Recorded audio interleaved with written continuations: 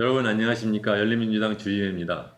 이 방송이 공개될 때쯤 돼서는 보궐선거 결과가 나와서 여러분들이 결과를 갖고 많은 희비가 오고 할 텐데, 그거랑 좀 저희는 좀 달리 한 발자국 떨어져서 그동안 있었던 사건 중에 한 큰 사건을 하나 좀 얘기를 할까 합니다. 작년 7월에 전 서울시장 박원순 씨가 자살을 하셨죠. 그 문제에 대해서 한번 얘기를 나눠볼까 합니다. 그래서 오늘은 그 박원순 시장의 죽음에 관련된 책을 쓰신 손병관 기자님을 모시고 얘기를 하겠습니다. 안녕하셨습니까? 안녕하세요.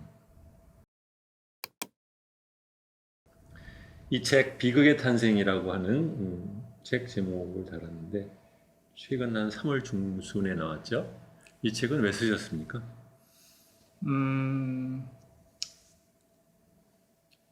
일단은 저는 진실의 유통기간이라고 해야 되나요?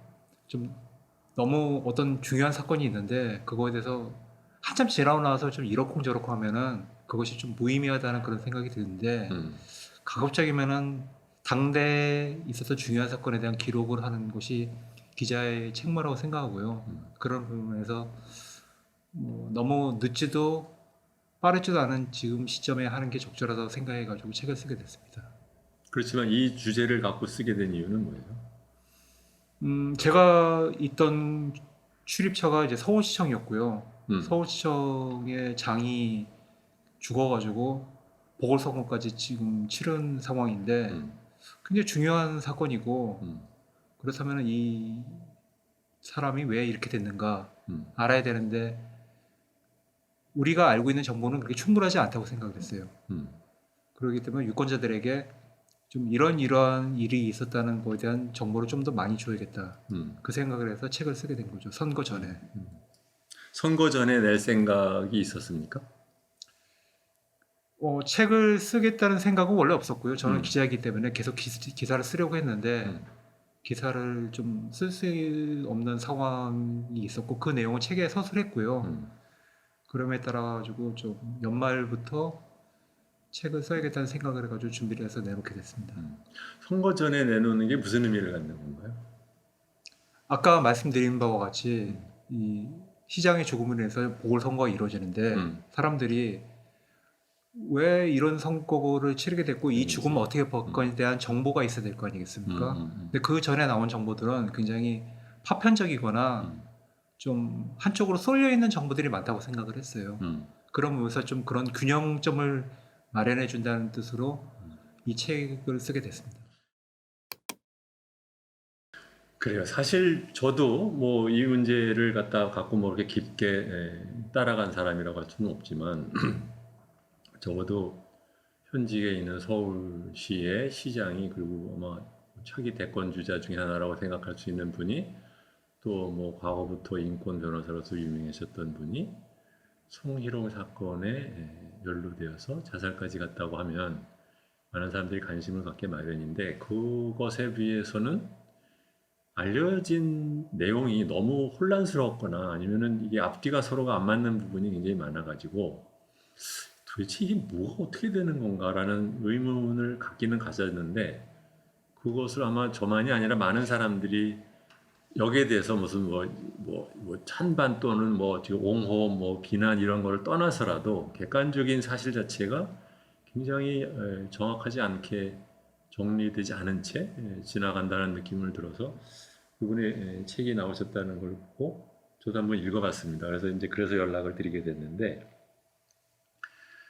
첫 번째 우선 얘기를 시작하기 전에 전체적인 개요를 한번 좀 우리가 정리를 할 필요가 있어요. 박원순 전 시장 자살 관련된 사건의 전체적인 전개 과정을 좀 한번 좀 얘기를 해주시죠. 첫 번째로는 시작이 피해자가 경찰에 고발을 했죠. 고소를 했죠. 당사자가 지적했으니까.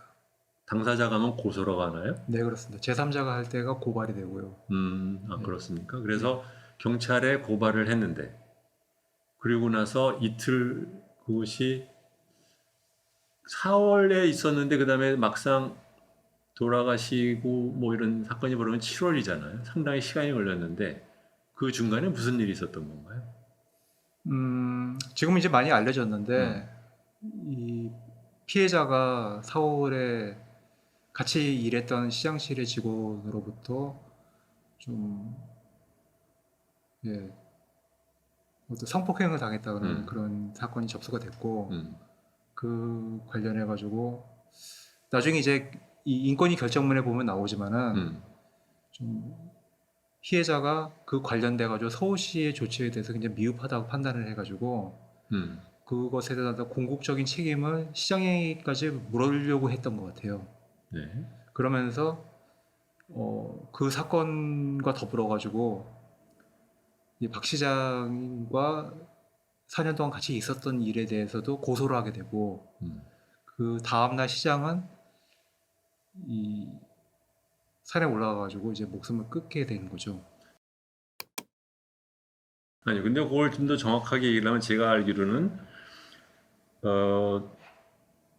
준강간에 대해서 경찰에 신고를 했고, 그러고 나서 본래 관련된 수사가 진행을 가는 과정에서 서울시도 알게 되었는데, 그랬는데 그 피해자에게 서울시의 그 젠더 특보를 하시던 분이 연락을 해서 도와주는 과정에서 정신과 의사한테 소개를 했고, 정신과 의사랑 얘기를 하는 과정에서 박원순 시장한테 성희롱을 당했다는 얘기도 언급이 나왔고, 그래서 이것을 정신과 의사가 그 변호사한테 얘기를 한 건가, 아니면 그걸 과정에서 그에게 나와서 피해자가 그 김재련 변호사한테 연락을 한 거잖아요. 그 과정까지는 제가 정확하게 좀 취재가 좀 더 돼가야지 얘기한다는 거고, 제가 그 부분은 제가 인권위 결정문에 내용이 있는데 보도가 안 된 거 있으니까 제가 말씀드릴게요. 네. 그러니까 피해자 주장이 그렇게 적혀 있거든요. 서울시가 4월 사건 가해자에 대해 아무런 조치를 취하지 않은 것을 보고 이후 정신과 상담받으면서 박 시장도 자기를 성적 대상으로 여겼기 때문에 가해자의 입장을 이해하고 이런 식의 조치를 하는구나 하고 깨달았다. 이것이 피해자의 고소 이유입니다.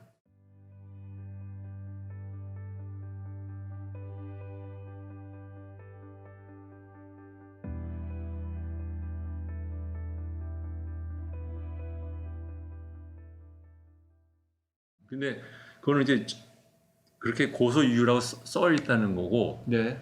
그 손 기자님 책에 보면은 그 과정을 보면은 누구 임모라는 그 특보가 말하자면 정신과 의사한테 소개를 했다는 그 얘기가 있잖아요. 그렇습니다. 그러니까 그 얘기는 서울시에 있는 분들이 아무런 거를 안 했다고 할 수는 없지 않나요? 그러니까 제가 알기로는 4월 말 5월 초까지는 서울시와 그 피해자 사이에 그 사람의 어떤 트라우마라든가 여러 가지 치유를 위한 채널이 가동이 되고 있었거든요. 근데 그게 어느 시점인가 이제 끊어졌습니다. 그러고 나서 이제 정신과 의사한테 소개하고 나서 그쪽에다가 피해 사실을 얘기를 했는데 그 정신과 의사랑 그게 5월 초였죠. 네. 그 김재련 변호사가 또 사실 그런 것들이 다 연결이 되거든요. 이 성폭력 피해 무슨 센터인가가 있어요. 네, 네. 거기 같은 소속이었고 그러면서 좀 자연스럽게 김재련 변호사하고 연결이 된 게 아닌가 저는 그렇게 이해하고 있습니다. 정신과 의사로부터 김재련 변호사에 처음 넘어가고 그 다음부터 막상 실제적인 고소가 이루어질 때까지는 상당한 시간이 있었던 것 같아요. 예, 그렇죠? 한 2달 가까이 정도 글쎄 시간이 말이에요. 있습니다. 네. 그러니까 저는 이제 이런 것들이 좀 보면서 나는 그 이해가 안 갔던 것들이 많은 고민을 했을 것 같은데 2달이라는 시간이 걸리고 난 다음에 결국은 사실 결정을 한다는 게 이제 어렵죠. 이런 문제라는 게 많은 경우가 그냥 덮고 넘어가는 경우도 많으니까 그걸 갖고 많은 고민을 했을 텐데 그래서 경찰에 신고를 하게 되었고 그러난 다음에 본인은 자살을 했어요. 그렇죠? 피의자는. 네. 그러고 나서는 어떻게 됐나요? 그러니까 피해자가 공개적으로 고발을 한 것은 박원순 시장의 발인하는 날 그때 공개적으로 고발을 하게 된 거죠. 그러니까 자신이 왜 고소를 하게 된지에 대해서를 이제 여성단체와 그 변호사가 공동 기자회견에서 밝혔죠. 대리에서. 그러니까 그 전까지도 왜 그랬다는 것에 대한 그거는 지금 안 나오다 그날 나온 거죠. 그 전까지는 이제 실종 당일날 음, 이제 양대 MBC와 SBS 보도를 통해 가지고 음, 피소를 당했다 박 시장이 음, 성추행 혐의다 음, 여기까지는 알았는데 음, 그것이 어떤 내용인지 음. 이런 것들이 좀 구체화된 것은 발인하는 날 기자회견을 통해서 그랬군요. 알려진 거죠. 그래서 조사가 이루어진 것이 세 군데가 있었어요. 하나는 서울시 자체 조사가 있었고, 경찰 조사가 있었고, 그러니까 인권위원회에 의한 조사가 있었죠, 그렇죠? 서울시 조사는 없었습니다. 서울시 조사는 없었어요. 예. 어, 서울시에서는 하려고 하는 의지는 있었으나 음, 그 조사 주체로 여성 단체들이 참여하기를 거부했어요. 음. 네.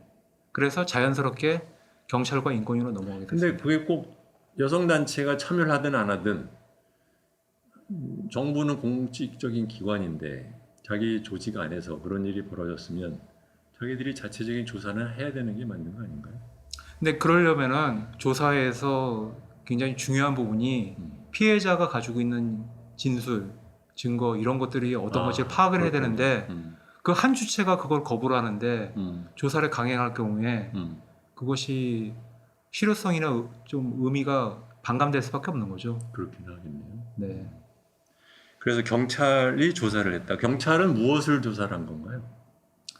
경찰은 이제 변사와의 경위와 음, 관련돼 가지고 이제 일단은 피해자가 시장을 성추행으로 고소를 했고 또 이 내용에 대해서 자기는 피해 사실을 알렸는데도 그것이 묵인되거나 그러니까 묵살되거나 그냥 방조됐다는 음. 그런 취지의 주장을 했기 때문에 음, 그 얘기를 들었다는 사람들 다 조사를 했죠.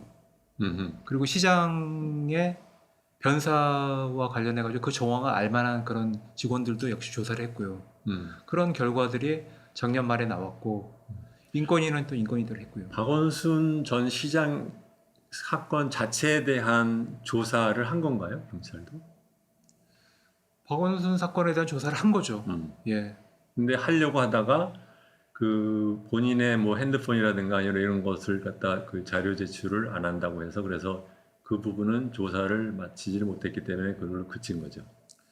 시장에 대한 어떤 스마트폰 조사는 그렇게 원활하게 이루어지지 못했던 걸로 알고 가족이 있습니다. 이제 그것을 갖다 안 하겠다고 했고 제출하지 않겠다고 해서 그걸로 못 하게 됐으니까 사실은 자기네들이 조사를 해봤자 제일 중요한 증거가 없기 때문에 못 한다 이런 식으로 해서 끝나지 않았나요? 그 부분에서는 뭐 유족들의 입장도 있는데요. 사실 저는 근데 그게 어떻게 돼요? 그러니까 제가 궁금한 것은 예. 그냥 팩트예요. 그러니까 중요한 것을 다 해석으로 넘어갈 필요가 없이 우리는 예. 피의자가 죽었어요. 그러면 형사적인 처리를 할 수가 없잖아요. 그렇죠. 그런데 경찰은 무엇을 조사를 한 건가요, 그러면?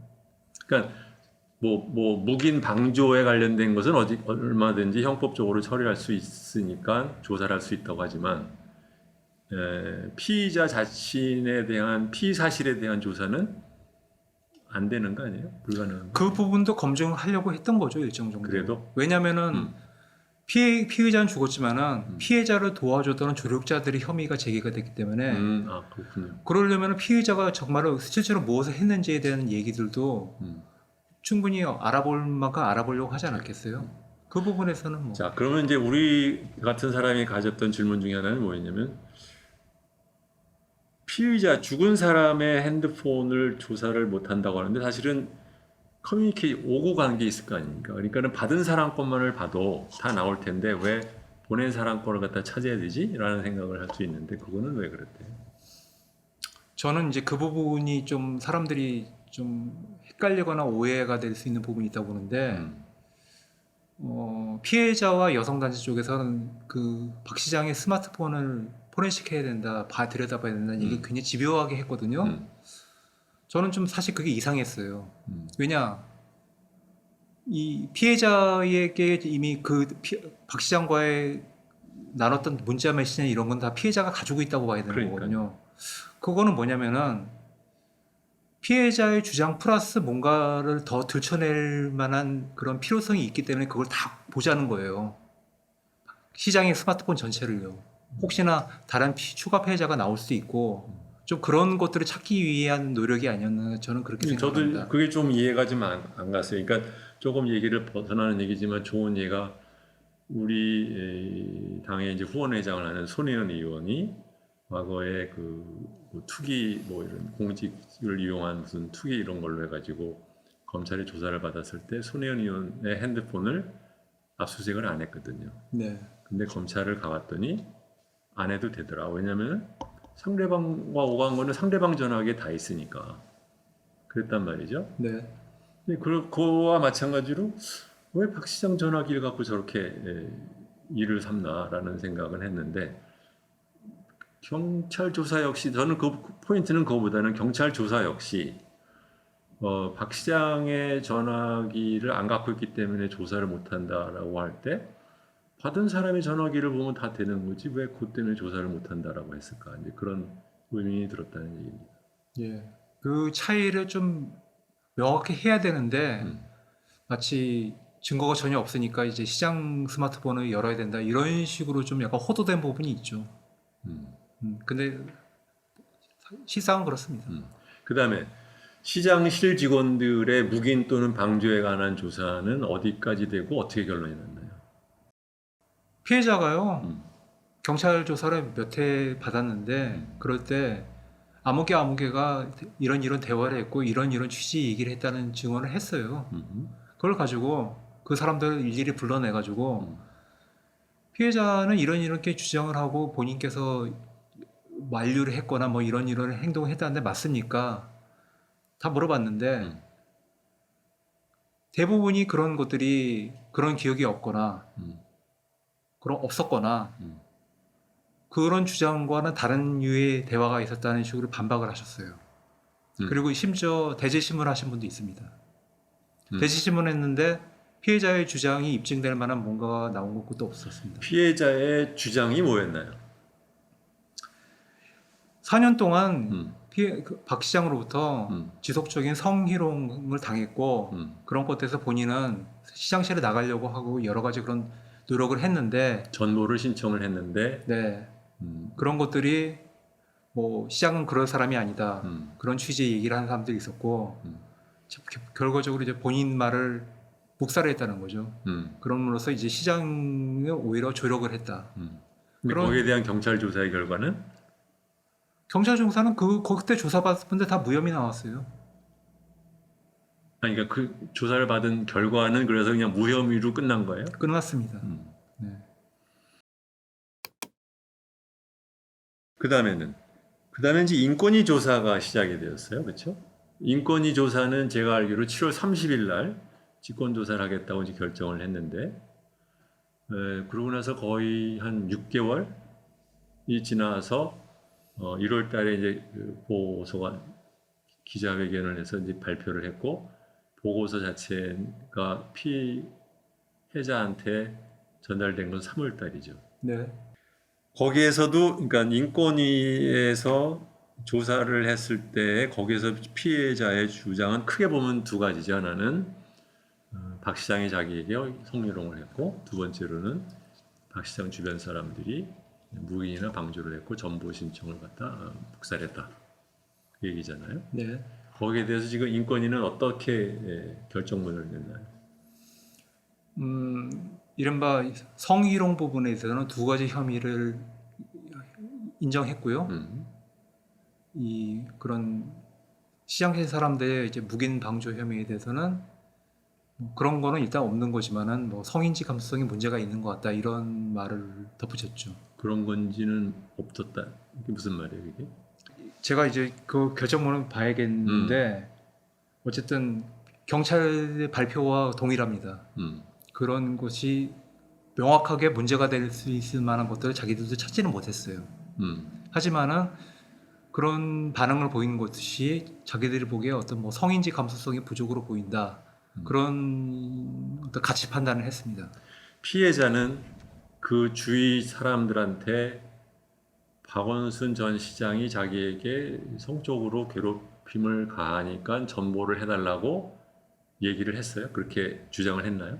명시적으로? 피해자는 그렇게 주장을 했죠. 그렇게 주장을 했어요. 네. 근데 거기에 대해서 관련된 사람들은 뭐 전보를 해달라는 얘기가 오가기는 했지만 관련돼서 성희롱 또는 이제 성적인 괴롭힘에 관련된 얘기는 하지도 않았고 우리는 그렇게 들은 적이 없다라고 얘기를 했죠. 그렇습니다.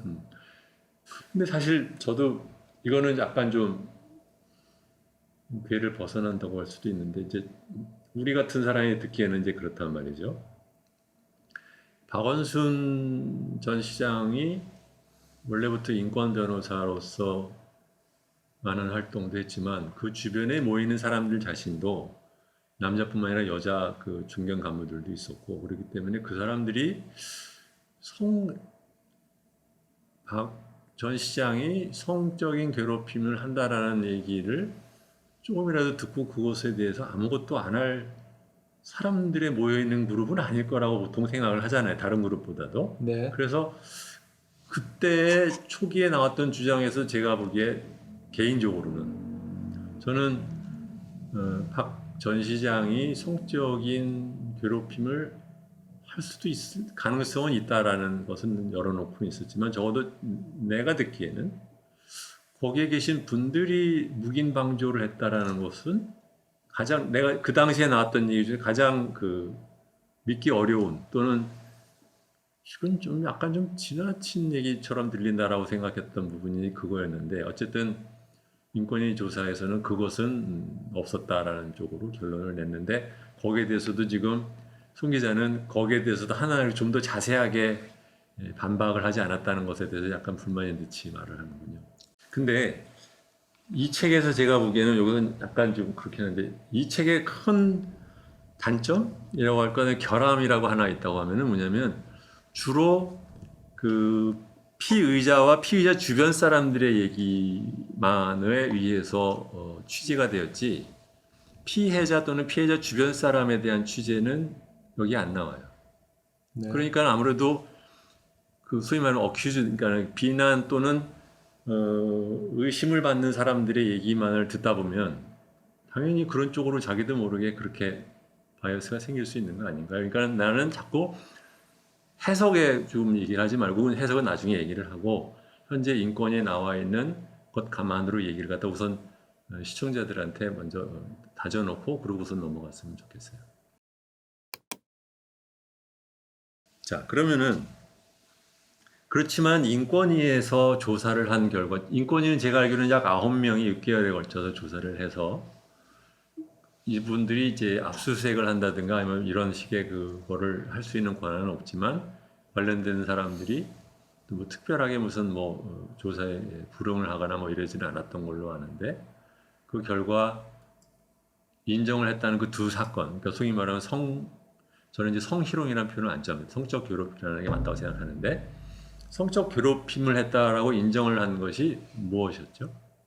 하나는 부적절한 문자와 사진 전송이 있었고요. 또 하나는 부적절한 신체 접촉인데 그것이 네일 아트 한 손을 만졌다. 그 두 가지를 혐의로 인정했죠. 아, 그래요? 그러면 제가 기억을 더듬어서 생각하면 첫 번째로 문자를 보낸 것은 뭐 핸드폰에 그러니까 피해자의 전 핸드폰에 있으니까 그거에 대해서는 뭐 이러고 저러고 논란의 여지가 없겠죠. 저는 근데 사실 저는 정확히 모르겠는데 그 문자 증거라는 게 확인했다는 말도 안 나와요. 직접 보고 내린 결론이라는 얘기도 안 나옵니다. 경찰도 그렇고 인권위도 그렇고요. 확실한 거는 그 문자를 이런 문자가 왔다는 피해자의 진술과 그런 문자를 피해자가 보여줬다는 것을 목격한 사람들의 진술이 있는 거거든요. 그것이 어떤 맥락에서 나오는지는 지금 아무도 모릅니다. 지금 송 기자 말씀은 인권위 보고의 조사 그 결과문에 보낸 문자를 인권위가 직접 보고 확인했다라는 얘기가 없다라는 얘기입니까? 그렇습니다. 대단히 신기한 문제인데. 근데 그거는 사실은 그 주장에 의하면 박 전 시장이 그런 문자를 보내고 비밀방에서 보내고 본인이 폭발을 하면 그러면은 못 보는 거잖아요. 그런 것도 있겠죠. 예. 그럼에도 불구하고 인권위가 인정을 할 때는 또 그만한 또 이유가 있으니까 인정을 하겠죠. 본인들도 일반적인 이런 그 성희롱 조사에 직권 조사를 갖다 자기네들이 하는데 적용하는 그 기준보다 훨씬 더 엄격하게 했다라고 얘기를 하는데 그럼에도 불구하고 그 정도로 인정할 때는 그만한 이유는 있겠죠. 그거는 뭐 그런 기준이 높다는 거는 본인들이 스스로 얘기할 부분은 아닌 것 같고요. 그렇다면 저는 이 정도의 조사를 해가지고 이런 중차대한 사건에 대한 결정을 냈다면은 그 어떤 프로세스라니까 이런 게 나왔다는 것도 상세하게 좀 설명할 필요가 있다고 봅니다. 근데 제가 아는 한에는 일단은 이 결정문이라는 것도 비교적 상세하게 내용이 나오지만은 이걸로 봐가지고는 인권위원회가 정확히 문자를 확인했고 어떤 문자였고 그 앞뒤에 이런 맥락에서 시장이 이런 시술을 잘못을 했다는 것은 충분히 보여주지 못하고 있어요.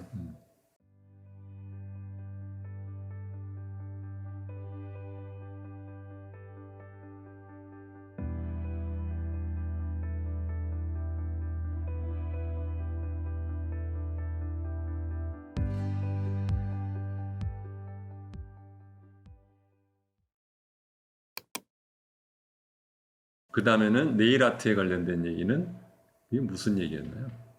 그러니까 네일 아트 한 손을 만진 일이 있었다는 건데 그런 것이 좀 피해자가 원하지 않는 신체 접촉이 있었다는 하나의 어떤 상황을 인정한 거거든요. 그리고 그것을 성희롱으로 봤습니다. 근데 그 후에 보면 이제 언제 만졌다 그런 얘기들이 나와요. 목격자나 그런 얘기를 들었다는 사람 증인들이 나오거든요. 근데 제가 나중에 이제 취재를 해보니까 그 시점상 가장 멀리 거슬러 올라가는 사건이 하나 있었어요. 근데 그 사건 때는 분명히 피해자가 자랑을 했습니다. 네일 시장 관심이 없는데 무슨 자랑을 했다는? 자기 네일 아트 했다고요. 박 전 시장에게. 그렇죠. 그거를 신문 기자 3명이 있는 자리에서 그걸 했고요. 그걸 보고 한 분이 시장이 반응이 없으니까 요즘 젊은이들은 굉장히 개성을 존중하고 그렇기 때문에 저런 거 좀 잘한 거 잘했다고 칭찬도 해줘야 됩니다. 시장님 이렇게 얘기하니까 그제서야 시장이 그제서야 이제 보고 아이고 저 이쁘게 요즘 잘하네요. 이런 거는 참 기술이 좋네요. 이러면서 잡은 겁니다. 이게 답니다. 그런데 그 얘기에는 엄격하게 말하면 피해자가 말하는 그 네일 아트에 관련된 뭐 신체적인 접촉이라는 것이 그 기자들이 있을 때만 있었던 일인지 그거 아닌 경우에도 있었는지는 모르잖아요. 그건 모르죠. 근데 거기 보면은 언제 이런 일이 있었다는 거 얘기하고 그런 게 한 2건, 3건 있거든요. 거기에 보면 어디를 보면 인권위 결정문에 네. 보면요. 근데 제 시점상 따져보니까 네일 아트 관련해 가지고 어떤 사건이 있었던 게 제가 얘기한 그 신문 기자들이 사건이 제일 앞순이에요. 네. 예. 그러니까 그 이후에는 솔직히 제가 시장이 네일 아트 한 손을 어떤 맥락에서 언제 어떻게 잡았는지 그거는 몰라요. 저는요. 네. 그렇지만은 어쨌든 이 사건 처음에 얘기할 때는 시장은 처음부터 무슨 어떤 그런 어떤 이상한 마음을 가지고 본인이 원하지 않는데 네일 아트 한 손을 잡고 어떤 성희롱하거나 그런 건 아니었다는 거죠. 그 세 사람이 있는 자리에서 있었던 일로 국한하면 그렇죠. 그 이후에 무엇이 있는지는 모르고. 그렇습니다. 그 이후에 시장이 그것을 이후에 해가지고 본인이 원하지 않는데 그런 일을 했을 수도 있다고 생각을 해요.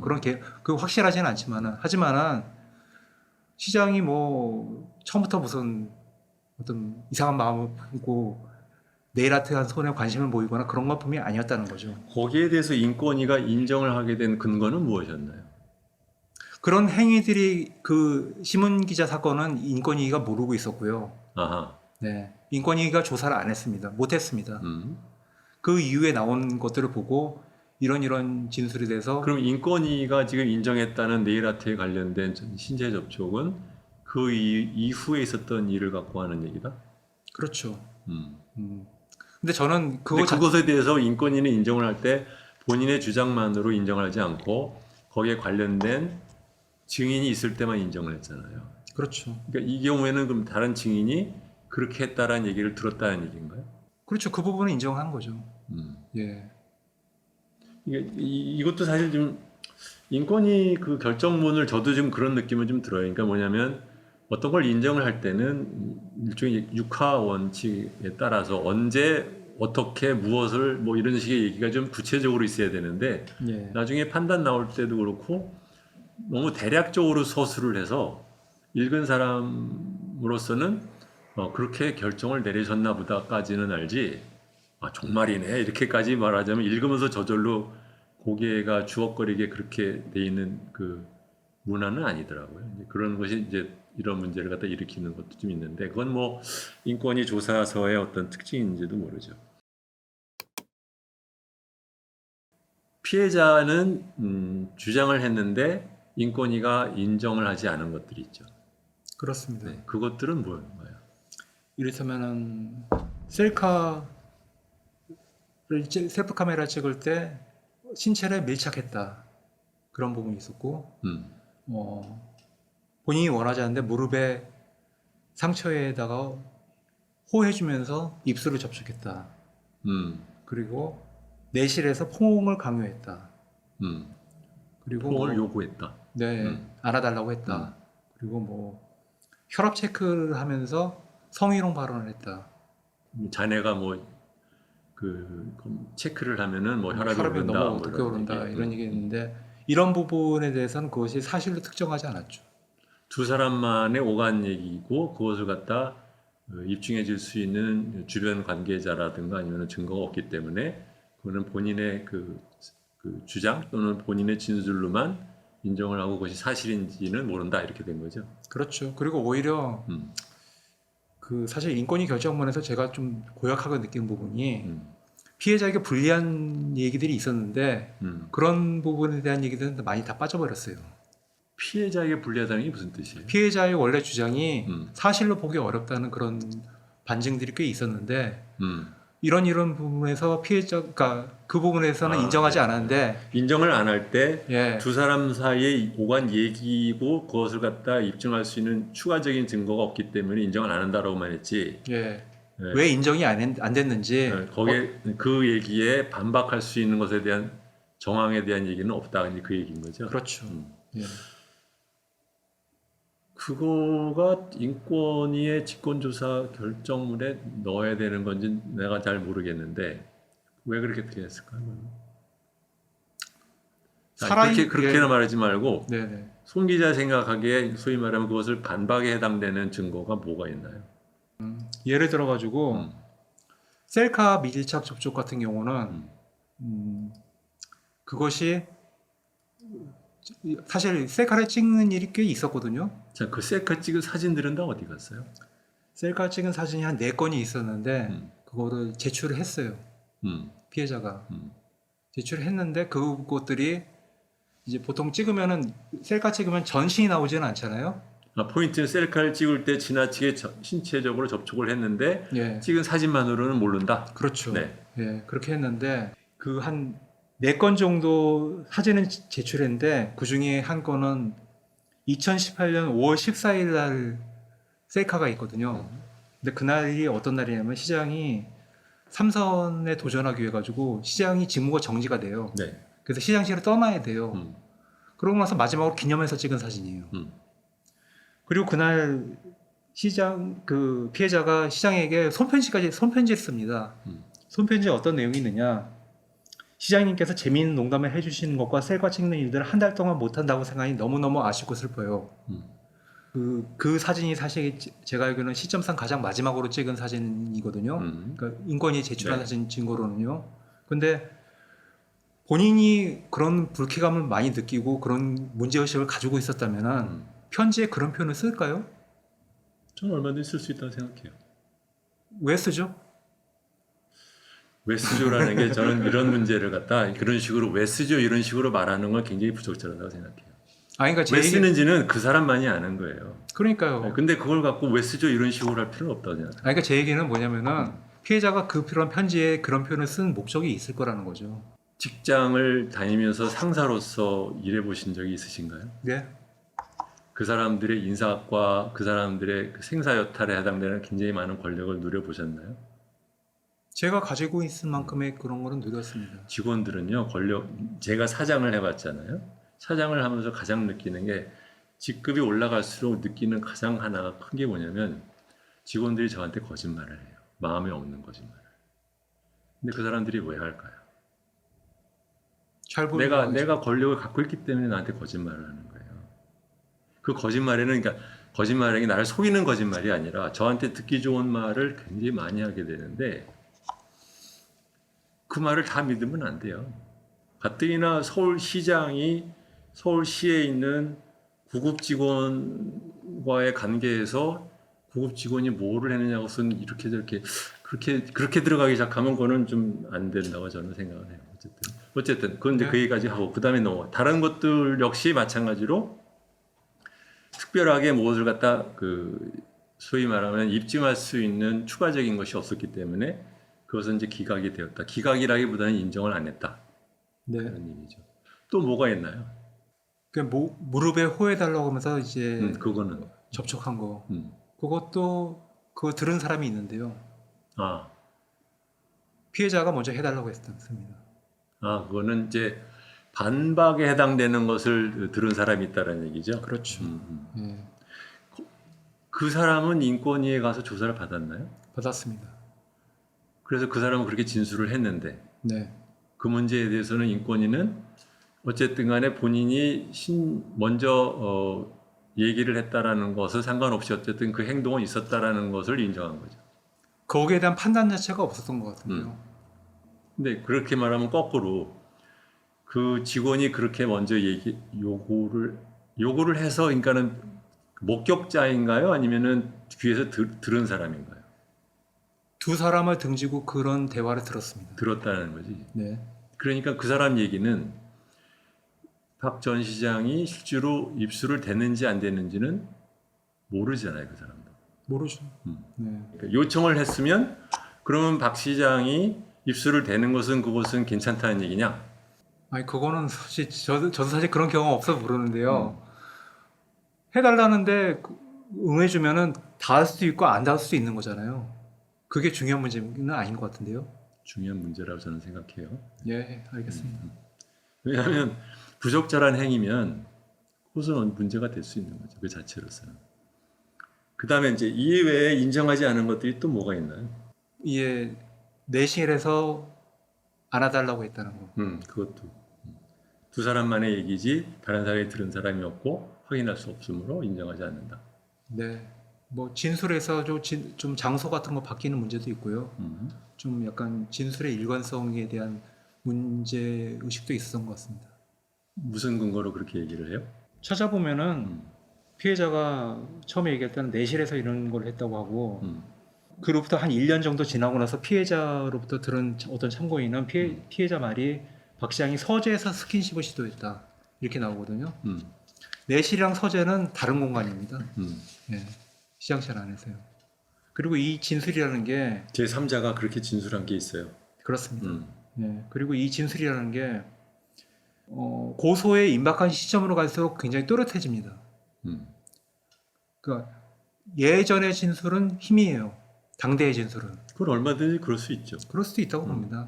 근데 저는 왜냐면 처음에는 나 잘 모르겠는데 기억 안 나는데 하다가 자꾸 하다 보면 그러고 보니까 그때 그런 말 기억난다. 심지어는 나는 기억 안 난다고 말하고 나서 집에 돌아와서 생각도 날 수 있는 거니까. 근데 중요한 것은 그거 경우에는 제3자가 그런 얘기를 들었다는 말을 했음에도 불구하고 인권위는 인정을 안 했어요. 인정하지 않았죠. 왜 그랬을까요? 그럼 왜 그랬나요? 그거까지는 뭐 거기에 대한 설명은 인권위 보고서에 그러니까 조사 결정문에 없죠. 그렇습니다.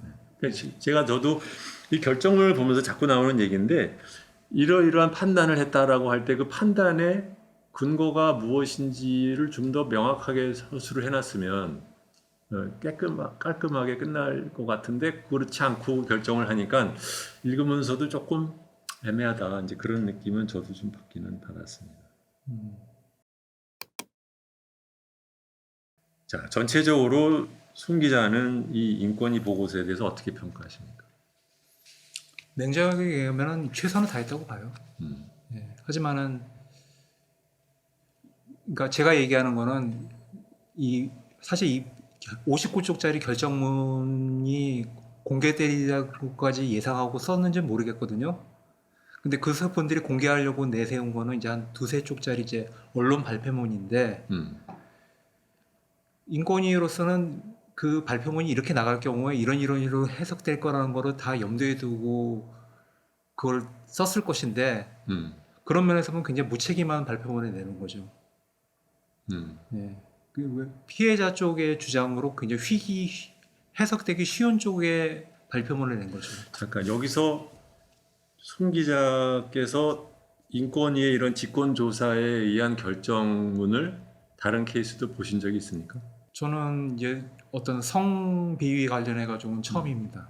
지금 이 보고서의 내용을 갖고 좀 얘기를 하다 보니까 약간은 인권위의 보고서는 다른 사람들이 읽고 판단하라고 만든 보고서가 아니고 피해자에게 전달하기 위해서 만든 결정문인데 그걸 갖고 우리가 조금 말하자면 따따붙다 시비를 거는 건 아닌가 이제 그런 생각도 좀 들긴 듭니다. 그러면서 우리한테 보기에는 부족할지 모르지만 본인으로서는 원래 인권위는 결정문을 이런 식으로 하는지도 모르죠. 근데 원래 질문으로 돌아가서 그래서 평가를 하기를 어떻게 평가한다? 그들로서는 최선을 다했는데 그랬는데 어쨌다는 거예요. 뭐 공무원들로서는 뭐 이 정도로 했으면 충분하다고 판단했을지는 모르겠지만은 이 사건의 중차세성이라든가 이런 거에 비해서는 굉장히 미흡하고 좀 왜곡되게 인식될 수 있는 그런 내용들이 많은 발표문이었다고 저는 평가합니다. 미흡과 왜곡은 전혀 개념이 다른데 미흡까지는 지금 얘기한 걸로 어느 정도 설명을 하셨다죠. 어떤 면에서 왜곡했다고 생각하는 거예요? 이 발표문이 이대로 나갈 경우에 그동안의 어떤 언론 보도라든가 이런 걸 봐가지고는 굉장히 어떤 박 시장에게 큰 잘못이 있는 것을 비춰줄 수 있는 그런 발표문이 결국 나온 거거든요. 그거에 대해서는 그게 왜 왜곡이에요? 그러니까 이를테면 보시죠.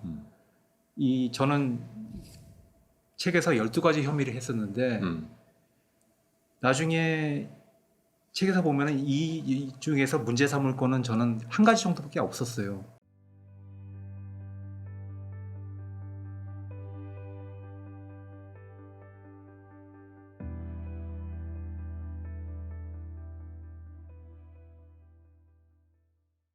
그렇다면 한 12가지 혐의를 제기했는데 실제로 인정된 게 한 가지라면은 왜 11가지 두 개를 인정을 했죠. 아니 그러니까 결정문. 네일 아트는 이제 사이드로 놓고요. 네. 하더라도 저는 제 책을 기준으로 해서 말씀드리는 건 그렇습니다. 그렇다면은 분량적으로 봐가지고 12가지 중에서 11가지가 배척이 됐던 것들인데 배척이라고 말하면 좀 그건 또 과한 표현이에요. 인정이 안 되지 않은 거죠. 예. 인정되지 않은 것들인데 실제로 보면은 뭐 박 시장, 뭐 박원순, 성희롱 인정했다 이런 식으로 기사들이 다 나왔단 말이에요. 그것이 그런 기사를 나오게 하는 근거가 되는 것이 바로 그 당시에 인권위 언론 발표문이었거든요. 거기에 대한 책임을 얘기하는 겁니다, 저는. 그걸 보도하는 언론의 왜곡의 문제지 인권위원회 왜곡은 아니잖아요.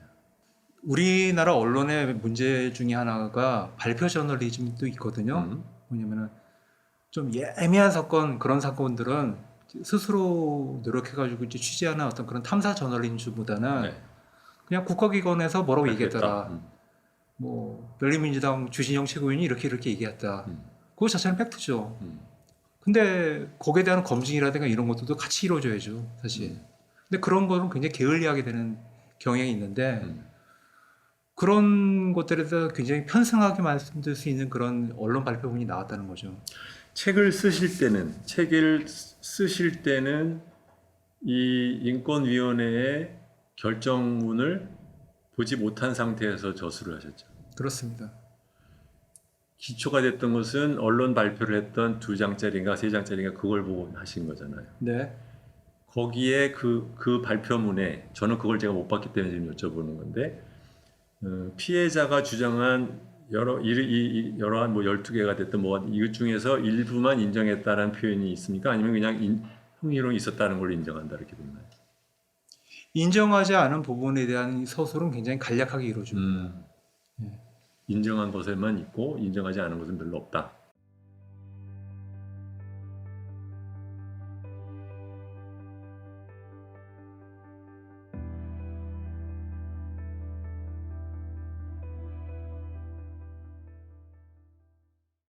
그렇죠. 음, 그게 그런 것들은 굉장히 짧게 서술되고 아까 말씀드린 대로 또 이런 데만 전범 묵살 그러니까 방조 혐의 있잖아요. 음. 그 부분에서는 혐의가 없다는 결론을 내리면서도 그럼에도 뭔가 그 시장실 직원들의 태도에 문제가 있었던 게 아닌가라는 뉘앙스의 얘기를 덧붙여요. 그거는 결정문에도 전체적인 프로세스나 제도의 개선을 요구는 하긴 했죠. 예. 그렇기 때문에 그렇게 얘기를 할 수는 있는 거죠. 그러니까 저는 제 얘기는 그런 인권위 기능 중에 그런 제도의 권고라든가 그런 거 분명히 있다고 생각하거든요. 근데 저는 그러려면은 그냥 권고만 하는 게 중요한 게 아니잖아요. 우리니까 이렇게 해봤는데 이런 구체적인 문제들이 나왔고 이런 구체적인 문제들이 다른 사업장이나 다른 지역에서도 적용될 수 있으니까 그렇기 때문에 이런 것들을 권고하는 겁니다라는 얘기가 나와야지 그게 국가기관이 다른 일반 장사미사와 다른 거잖아요. 음, 그 부분이 빠져 있다는 거죠. 음. 네. 그런 식의 그러니까 저는 인상비평으로 보는데 네. 그런 얘기는 지나간 사람 아무나 할 수 있는 얘기예요. 근데 국가기관이 그런 얘기를 한다면은 성인지 감수성에 뭐가 문제인지 어떤 진술이 우리는 이렇게 문제가 된다. 그걸 얘기를 해줘야지 보고 아 이런 상황에서 이렇게 넘어가면 안 되겠구나 알 거 아니겠어요? 두 가지로 나눠보죠. 하나는 지금 말씀하신 것처럼 결정문에 나오는 서울시의 시장실이라든가 서울시의 운영에 대해서 개선 권고를 하는 부분은 결정문에는 있고 보도자료는 없을 수 있지만 결정문에 있는 내용을 인권위원회에서 다른 채널을 통해서 서울시에 전달할 수는 있죠. 그렇죠. 네. 그렇기 때문에 보도 자료에다 그 얘기를 갖다 다 담을 필요는 없죠. 왜냐하면 이 사건의 기본적으로는 뭐냐면 피해자가 내가 인권을 침해를 당했다고 해서 진정을 해서 피해를 받았는지를 진정을 조사한 거잖아요. 예. 그렇다면 이것의 대답을 그 상대방은 누구냐? 진정한 사람이잖아요. 그렇죠. 그러니까 나는 이런 걸로 침해를 받았습니다라고 했더니 인권위는 지금 어떻게 말했냐면 그 중에서 우리가 보기에 당신의 인권이 침해된 것을 우리가 인정하는 것은 이거이고 이것은 우리들이 인정할 수 없습니다.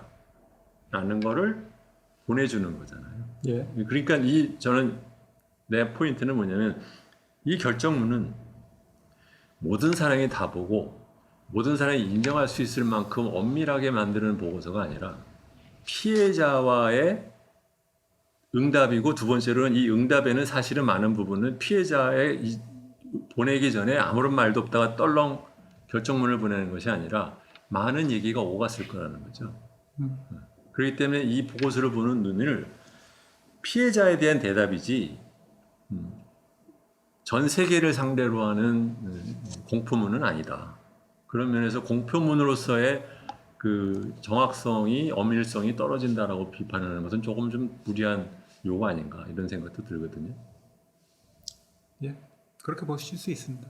자, 그런데 이 보고서에 대해서 피해자 또는 피해자 측에 섰던 여성단체의 반응은 무엇이었습니까?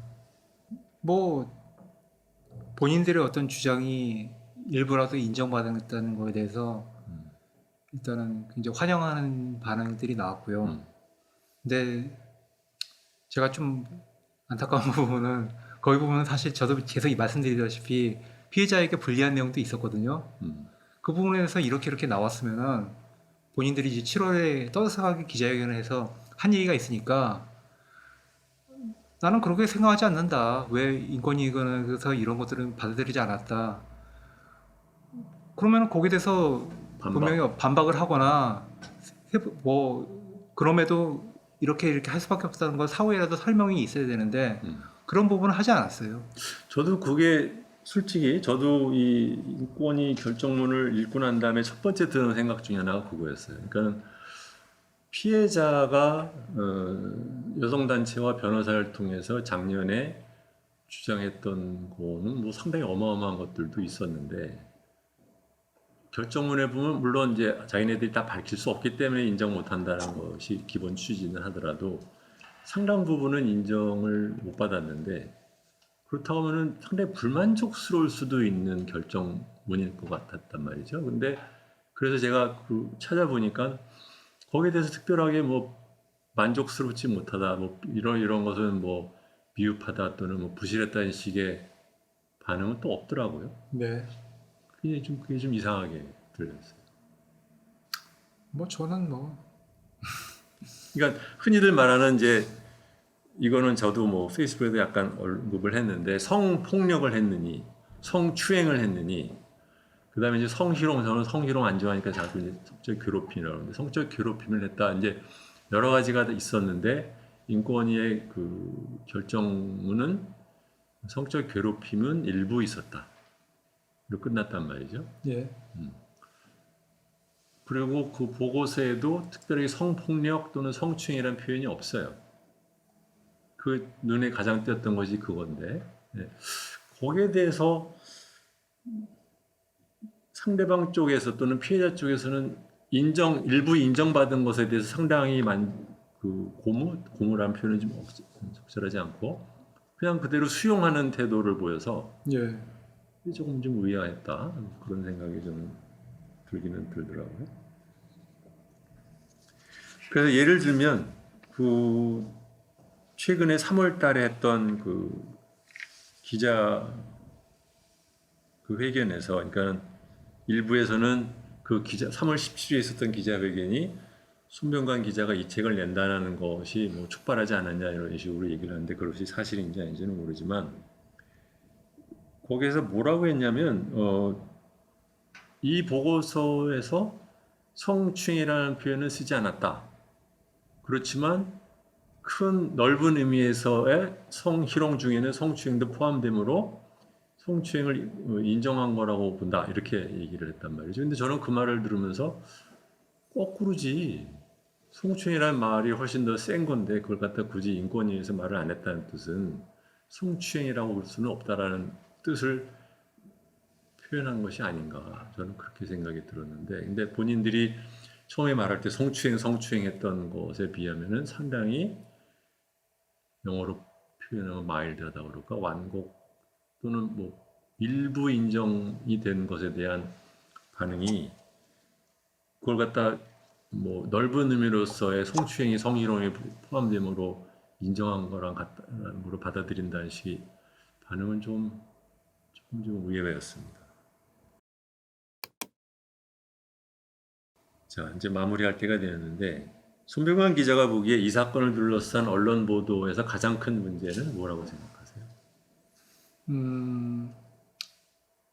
먼저 발표 저널리즘에 대한 얘기는 네. 이미 드렸고요. 저는 기자 생활이 이제 저희 회사 다닌 지 20년 됐는데 저는 하나의 원칙은 있다고 봐요. 뭐냐면 우리 기자들이 지향하는 가치 중에 가장 위에 놓아야 될 건 팩트다. 사실이다. 그 외에 어떤 여러 가지 무슨 가치관이라든가 그런 것들이 있지만은 그런 것들은 결국 팩트보다는 더 밑에 놔야 된다고 생각하거든요. 근데 적어도 이 사건에 있어서는 이 사건을 비롯한 앞으로 또 있을지 모르는 많은 사건에서 어떤 피해자 중심주의, 2차 가해, 피해자다움 요구 이런 것들이 팩트 위에 있어서는 안 되는데 그것이 위쳐지어지면서 생긴 굉장히 어떤 인식의 혼란을 미디어들이 일으켰다고 봐요. 그런 부분에 있어가지고 좀 재점검을 하지 않으면은 좀 앞으로도 좀 이런 식의 저는 좀 마녀사냥이라고 봅니다. 저는 이번 사건에 관련된 언론 보도에서 가장 눈에 띄었다면은 저 개인적으로는 2차 가해란 말의 남용이 가장 눈에 띄었단 말이죠. 그러니까 지금 방금 손 기자님이 말씀하신 거랑도 연관이 되는데 뭐냐면 언론은 기본적으로 사실을 확인해서 알려주는 게 가장 중요한 역할인데 사실을 확인하기 위한 노력 자체를 2차 가해라는 말로 아예 막으려는 것을 도리어 언론이 먼저 하는 그런 경향들이 좀 있었다라는 게 저는 이번 사건에서 큰 눈에 띄는데 사실은 손 기자가 쓰신 이 책에 대해서도 2차 가해라는 이제 비판들이 있어요. 아까 말씀드린 대로 저는 2차 가해라는 말에 동의하지 않고요. 2차 가해보다 더 위에 서는 게 팩트라고 생각하고 그 팩트를 다투지 않은 상황에서 2차 가해다, 1차 가해다 이런 얘기하는 것이 좀 무의미하다고 생각합니다. 저는 사실 요번에 2차 가해라는 말이 하도 나와가지고 도대체 이 사람들이 어디까지 2차 가해라고 생각을 하는 걸까? 이제 이번에 이제 특히 뭐 정의당 경우에 김종철 씨 관련된 거 같고 그래서 뭐 2차 가해자 신고하라 뭐 이런 식으로까지 갔잖아요. 그래서 근데 일반적으로 우리가 말하는 2차 가해라는 것은 첫 번째로는 이런 일이 벌어졌을 때 피해자 탓을 한다. 또는 피해자가 피해자답지 않았다. 이런 식으로 얘기를 한다든가 아니면은 그 사람이 익명으로 남고 싶어 하는데 그 사람의 신원을만 밝혀내려고 열심히 뭐 이렇다더라 저렇다더라 이런 식으로 한다든가 이런 것들을 일반적으로 우리가 알기로 이제 2차 가해라고 하는데 그런 면에서는 사실은 예를 들면 뭐 김민웅 교수가 그 당시에 이 책에도 사실 그런 것들이 있죠. 말하면 그 직원이 뭐 박원순 시장한테 보냈던 글을 갖다 공개를 하면서 이런 글을 쓴 사람이 성추행을 당했다고 얘기를 한다는 게 어떻게 생각하느냐 이런 식으로 얘기해요. 저는 그거는 충분히 2차 가해라는 비판을 받을 만한 여지는 있다고 생각을 해요. 그런데 실제로 이 책에는 보면은 그런 그 사람이 쓴 그런 것들도 있단 말이죠. 네. 그것이 2차 가해가 될 수 있다는 것을 인식은 하고 쓰셨나요? 2차 가해라는 거는 1차 가해가 있다는 것을 전제로 한 표현 아닌가요? 저는 1차 가해를 인정하지 않습니다. 1차 가해가 있었는지 저는 알 수가 없습니다. 손병관 기자가 인정하지 않느냐 안 하느냐 갖고 2차 가해가 있었느냐 없느냐를 갖다 결정하기 시작하면 굉장히 일이 이상해져요. 그러니까 제가 그렇다는 게 아니라 그러니까 1차 가해의 근거가 뭐냐는 거죠.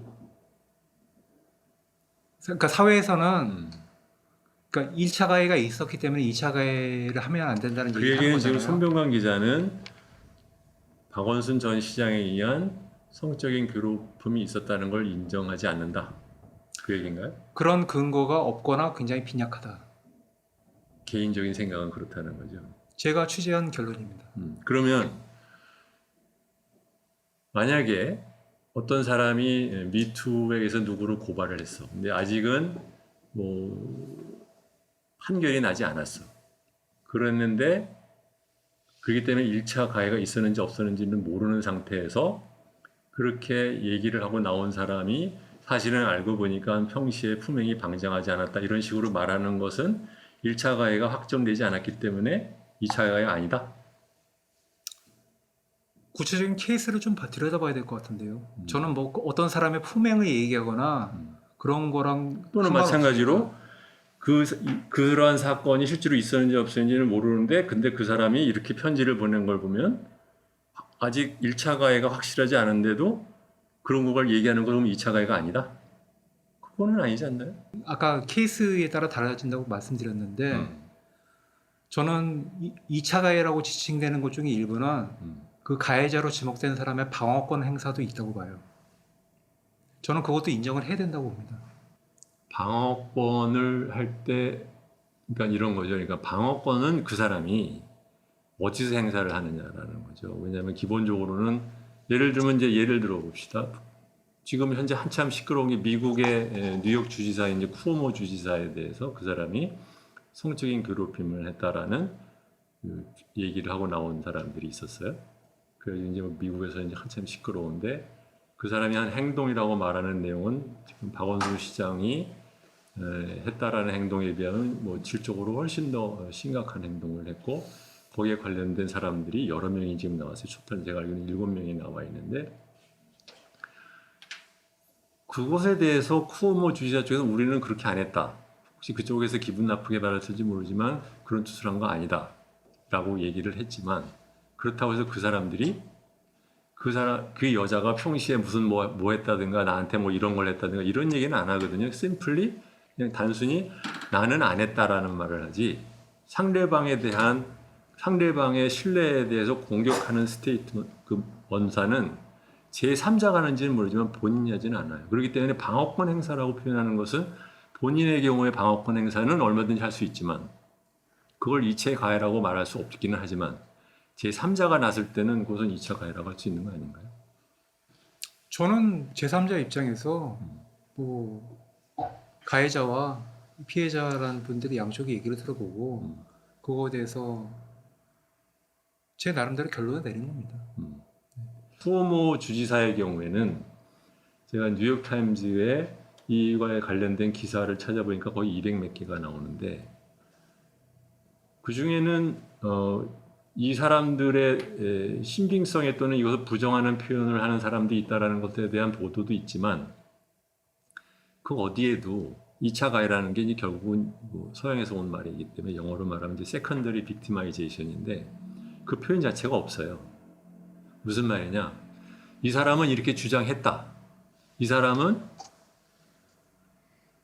부인한다. 그런데 이 주장한 사람의 주장을 입증할 만한 제3자가 있느냐 또는 증거가 있느냐에 해당되는 얘기를 갖고는 계속해서 보도를 내지만 그 누구도 이 보도에 대해서 2차 가해라고 하진 않죠. 그와 동시에 그렇다고 해서 이 사람들의 크레디빌리티를 직접적으로 공격하는 또는 의심을 제시하는 식의 보도는 안 한다. 저는 이 두 가지가 좀 우리나라가 좀 섞갈려 있다. 그런 생각이 든다는 거예요. 한편으로는 진실을 알려고 하는 노력을 하는 것을 막는 것도 잘못이지만 또 한편으로는 그 노력을 할 때 피해자의 입장까지도 고려하면서 하는 그러한 보도나 아니면 그러한 언사는 할 필요가 있는 거 아니냐. 그런 얘기죠.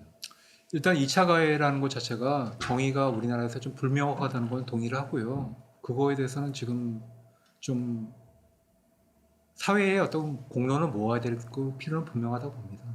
지금 그거 없이 그냥 일방적인 해석들만 지금 나오고 있는데 예, 공감합니다.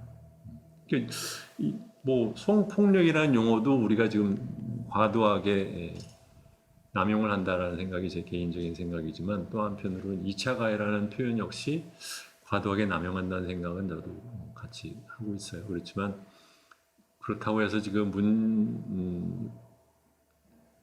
문고리에 가까웠던 많은 사람들이, 소위 박원순 시장의 문고리에 가까웠던 많은 사람들이 받아들이기 어려워서 심정적으로 어려운 것 이해하지만 그렇다고 이것을 피해를 주장하고 나온 사람에 대해서 또는 변호사에 대해서 뭐 정치적인 의도가 있느니 이런 식으로까지 얘기를 갖다 몰고 가는 것은 그거 역시 좀 과하지 않나 뭐 그렇게 저는 이렇게 생각을 합니다. 네, 이번에 이 책을 쓰시고 많이 시달리셨죠? 시달렸다고 해야 되나요? 안 시달렸습니까? 저는 솔직히 좀 후련했습니다. 후련했다는 게 무슨 뜻이에요? 이게 굉장히 좀 스트레스를 주는 취재였고 과연 이거 성과물을 낼 수 있을까에 대한 그런 여러 가지 회의도 있었는데 어쨌든 결과물을 냈고 또 그거에 대해서 좋든 싫든 어떤 반향을 일으켰다는 거에 대해서는 뭐 저희 이런 것들에 대해서 마음속에 남겨진 게 없다는 얘기죠. 저는 이 책을 갖고 이제 인터뷰를 하면서 주말에 이런 여러 사람들한테 물어봤어요. 사람들의 평은 한편에서는 나름 객관적으로 썼다라는 식으로 얘기를 하는 사람들도 상당히 있고 또 한편에서는 또 다른 2차 가해다라는 식의 생각을 하는 사람들도 있고 읽어보니까 둘 다 일리가 저는 있어 보여요. 뭐 그거는 뭐 제 개인적인 생각이고 다른 것은 또 다른 분들이 다 각각 판단할 일이겠죠. 네, 장시간 고맙습니다. 네, 고맙습니다. 네, 여러분 잘 들으셨는지 모르겠네요. 저는 이런 문제에 대해서 우리나라가 지나치게 과잉 몰입을 한다라는 생각을 합니다. 어떤 사건이 있으면 조금 한 발자국 물러서서 사실을 규명하는데 노력을 해야 되는 언론이 그거보다는 도리어 더욱더 신이 나서 이를 부풀리는 경향이 굉장히 강하고 두 번째로는 그것을 보는 사람 역시 지나치게 한쪽으로 마음을 먹고 난 다음에 나머지에 대해서는 무조건 상대방이 뭐 나쁜 사람이기 때문에 저렇게 생각한다는 식으로 몰고 가는 그런 경향들이 있는데 그것이 이번 박원순 전 시장 죽음을 둘러싼 과정에서도 똑같이 뭐 반복된 게 아닌가.